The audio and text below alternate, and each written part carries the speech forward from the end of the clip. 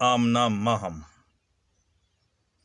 دودھ کا دودھ پانی کا پانی ایک مشہور کہاوت ہے اور ایسے موقعوں پر سنائی جاتی ہے جب کسی کا سچ اور جھوٹ کھل کر سامنے آ جائے یا کسی کو اس کے اچھے یا برے فعل کا بدلہ مل جائے۔ اس کہاوت کے پس منظر میں جائیں تو ہمیں ایک قصہ پڑھنے اور سننے کو ملتا ہے جو یہاں آپ کی دلچسپی کے لیے نقل کیا جا رہا ہے۔ ایک گوالا تھا جو زیادہ سے زیادہ دولت اکٹھی کرنے کے خواب میں مبتلا ہو گیا۔ اس پر پیسے جمع کرنے کی دستن سوار ہو گئی تھی اور وہ لالچ میں اندھا ہو چکا تھا۔ اس کے ذہن میں دولت کمانے کا سیدھا اور آسان طریقہ یہ آیا کہ وہ دودھ میں پانی ملا کر بیچنا شروع کرے۔ خواہ اس نے ایسا ہی کیا۔ شہر میں رہ کر اس نے ناجائز طریقے سے بہت جلد مال بنا لیا۔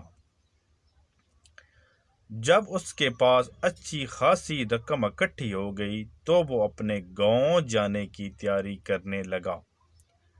گوالے نے ایک روز اپنی ساری رقم ایک تھیلی میں ڈالی اور گاؤں کی طرف چل دیا۔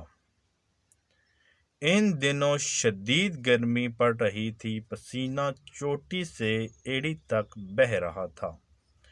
گوالا بھی گرمی کی وجہ سے نڈھال تھا۔ اس کے راستے میں ایک دریا پڑا۔ اس نے نہانے کا ارادہ کیا اور روپیوں کی تھیلی ایک درخت کے نیچے رکھ کر دوسرے کی نظر میں آنے سے چھپنے کی غرض سے اس پر کپڑے ڈال دیے۔ اس طرف سے مطمئن ہونے کے بعد اس نے لنگوٹ کس لیے اور پانی میں کود پڑا۔ گوالا جس علاقے میں نہانے کے لیے رکا تھا وہاں بندر بہت پائے جاتے تھے۔ اس نے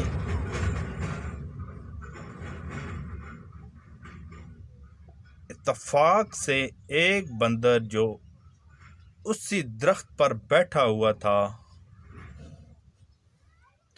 جس کے نیچے گوالے نے بہت زیادہ رقم کی تھیلی رکھ کر اس پر کپڑے ڈال دیے تھے، اس نے یہ ماجرا دیکھ لیا تھا۔ بندر بہت شرارتی تھا۔ اس نے گوالے کو دریا میں نہاتے دیکھا تو درخت سے اترا اور روپیوں کی وہ تھیلی اٹھا کر درخت کی سب سے اونچی شاخ پر جا بیٹھا۔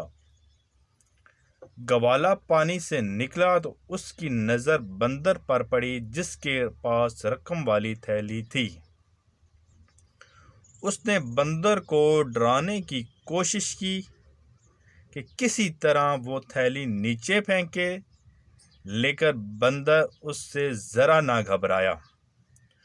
اس نے تھیلی کھولی اور روپے ایک ایک کر کے ہوا میں اڑانے لگا۔ کچھ زمین پر اور کچھ دریا میں گرنے لگے۔ گوالا روپیوں کو پکڑنے کی کوشش کرتا رہا لیکن یہ آسان نہ تھا۔ اس دوران وہاں لوگ جمع ہو گئے اور تماشا لگ گیا۔ ان میں وہ لوگ بھی تھے جو اس گوالے کی بے ایمانی سے واقف تھے۔ انہوں نے جب گوالے کو یوں روتا پیٹتا دیکھا تو کہنے لگے کہ دودھ کا دودھ اور پانی کا پانی ہو گیا، یعنی اس نے جو پیسے دودھ میں پانی ملا کر ناجائز طریقے سے کمائے تھے وہ پانی میں مل گئے۔